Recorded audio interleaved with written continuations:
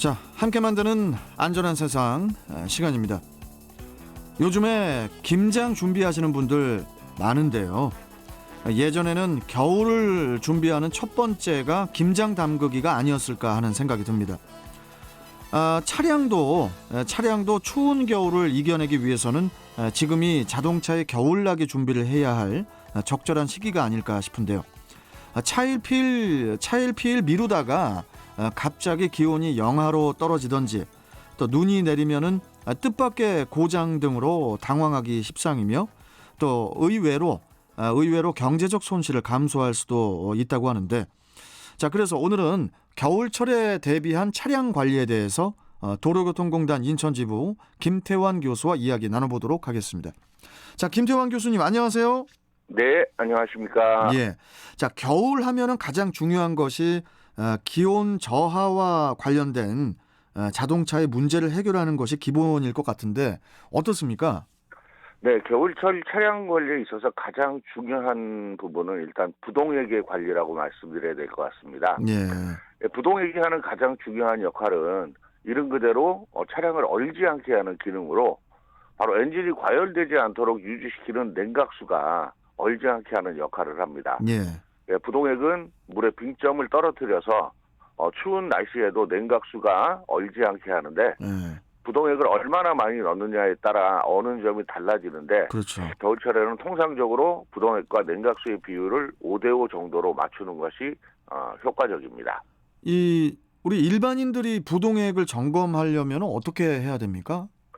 기본적인 점검 방법은 일단 라디오 캡을 열어서 녹색 부동액이 적정량이 있는지를 체크해야 하는데요. 네.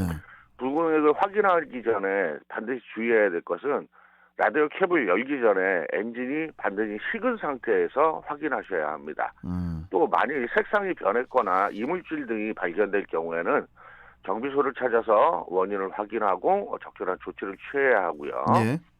또 하얀 플라스틱 통으로 된 냉각수 보조 탱크의 확인도 필요한데, 냉각수의 양이 F와 L 사이에 있도록 해야 합니다. 예. 또 냉각수와 부동액을 보충할 경우에는 따로따로 넣는 것보다는 미리 5대5 비율로 혼합을 해서 넣는 것이 효과적이고요. 예. 또 부동액이 너무 많이 들어가게 되면 엔진 과열을 일으키는 원인으로 작용할 수도 있기 때문에 적정 비율 유지하시는 것이 좋습니다.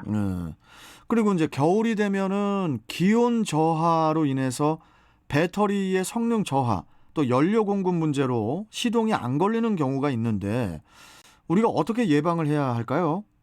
네, 배터리는 기온이 내려가면 전해액의 비중이 낮아지기 때문에 그 배터리 전압과 관련이 있어서 시동과 전압도 낮아지게 됩니다. 그래서 시동이 안 걸리는 경우들이 많은데, 추운 날씨에는 그늘보다는 일단 햇볕이 잘 드는 곳, 그리고 바람이 많이 부는 지상보다는 지하 주차장에 주차하는 것이 자연 방전을 예방하는 데 효과적이고요. 예. 또 차량의 연료에 따라 경유 차량은 예열이 된 상태에서 시동을 걸어줘야 되고, 가스 차량의 경우에는 시동을 걸고 최소한 2, 3분 정도 예열을 해주고 출발하는 것이 중요합니다.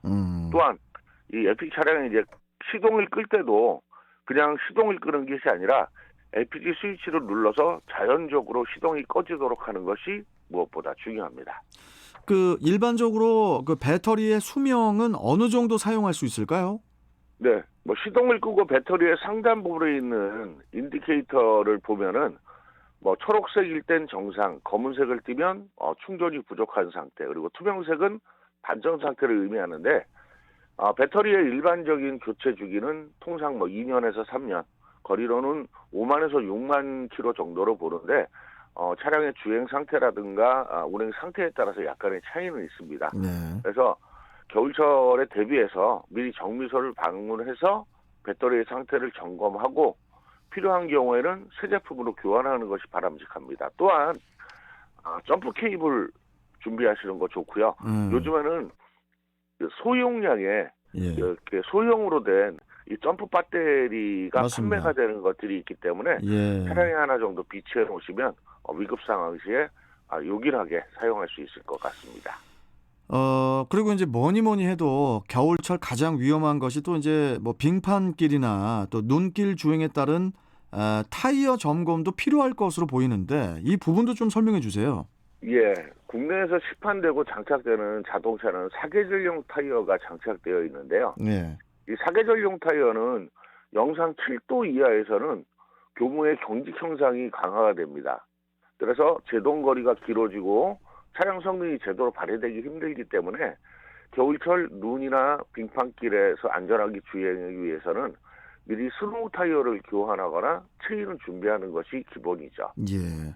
또 겨울철에 눈길, 빙판길은 일반 노면보다 제동거리가 훨씬 더 길어지기 때문에 예.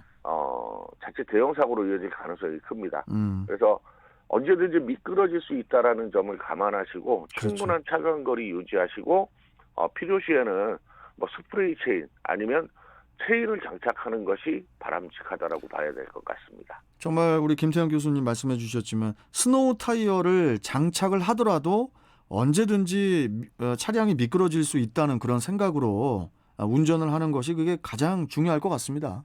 네, 맞습니다. 뭐 사계절 타이어도 마찬가지지만 예. 스노우 타이어가 장착되어 있는 경우라도 속도가 시속 50km 이상에서는 그 성능이 급격하게 떨어지기 때문에 엔진 브레이크를 이용한 감속 운전이 중요하고요. 예. 특히 ABS가 장착된 차량은 빗길인 물론 빙판길, 눈길에서는 오히려 제동거리가 더 길어진다라는 점 잊지 마시고 커브길에서는 직선주로 해서 충분히 속도를 줄이고 항상 앞차와의 충분한 간격 유지하는 것이 눈길 안전의 기본이라고 생각하시면 좋을 것 같습니다. 예.